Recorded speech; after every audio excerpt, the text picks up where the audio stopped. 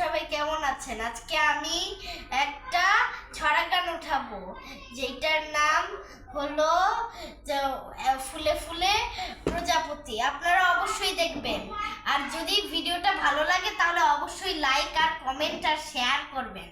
তাহলে এখন আমি শুরু করছি, আপনারা মনোযোগ দিয়ে দেখবেন।